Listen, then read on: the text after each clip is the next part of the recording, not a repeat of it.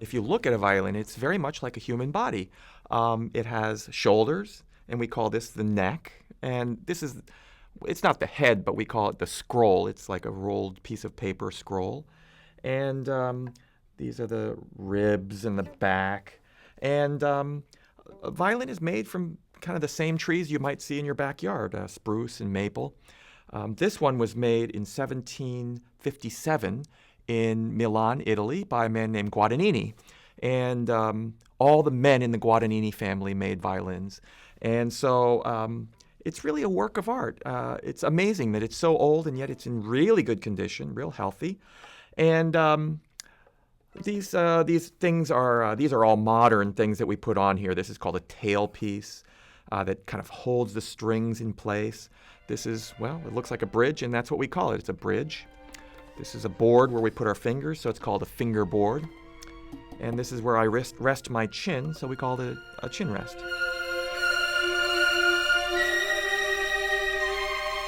The strings in the old days were made from sheep guts, sheep intestines. And now that we're modern players, we have more power, so we need a little bit more strength. So we have a synthetic, like a plastic inner synthetic gut, and then they wrap it with metal wire to give it strength. And we tune it with these things called pegs. And basically, the way you make sound on a violin is you pull the bow across the strings and you create friction.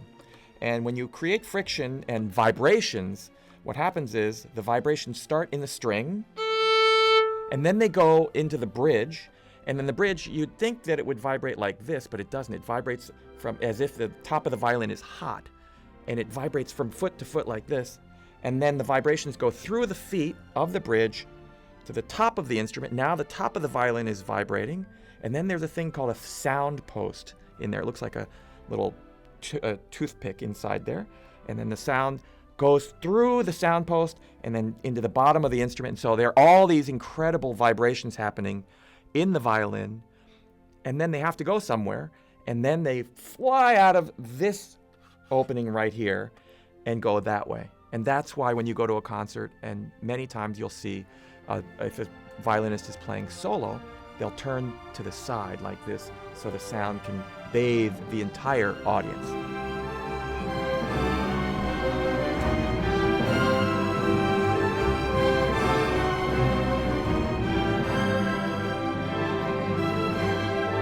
The bow is very light, actually, and it was made in France by a man named Dominique Picot in the 1800s, one of the great bow makers of all time. And the wood is made from a special wood, unfortunately. It's a wood that only grows in the rainforests of South America, in Brazil, in a place called Pernambuco. And the wood itself is called Pernambuco.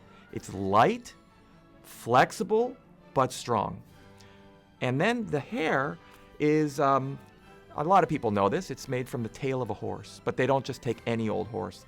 They take only Arabian horses that are raised in China, and they give them a little haircut. They don't hurt the horse at all. And then they bleach it into this white color, and we're ready to go. So these are the tools of my trade.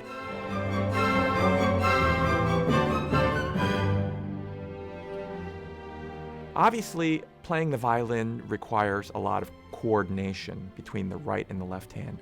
And people see me playing the violin and they say, oh, your left hand is fast or your right hand is skillful. But what people don't realize is that you can't help it. Both hands, they influence each other. So if my right hand is playing strong and big and aggressively, my left hand will follow automatically. Same thing, if my left hand is playing incisively and with lots of teeth marks, the right hand will follow along. So it's all kind of connected. And it's become, I've played, I'm 49 years old now, and I started when I was 3. And so I've been playing for 46 years. So it is such a natural thing. People say, oh, watch out, it's $1 million violin you're holding. But it's just a part of me.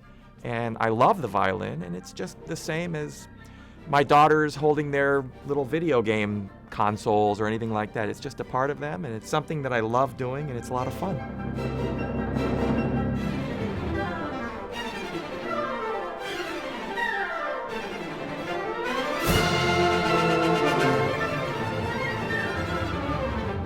When you're making a sound on a violin, it's not so mysterious that you have to control many different things. It's really kind of just a few things. And for me, it comes down to four things.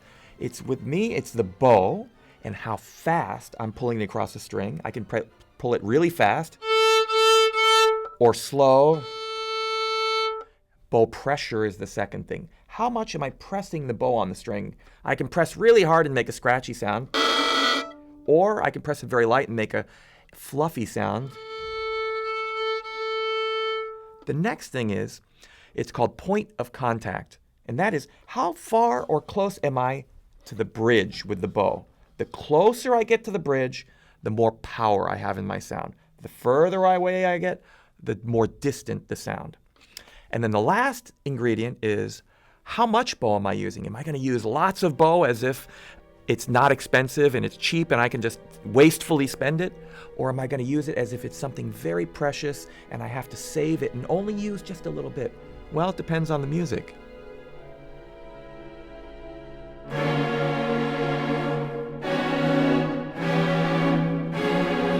I'm constantly adjusting. I feel sometimes as if I'm a mad scientist and I've got all these ingredients in front of me and I'm creating something different every time.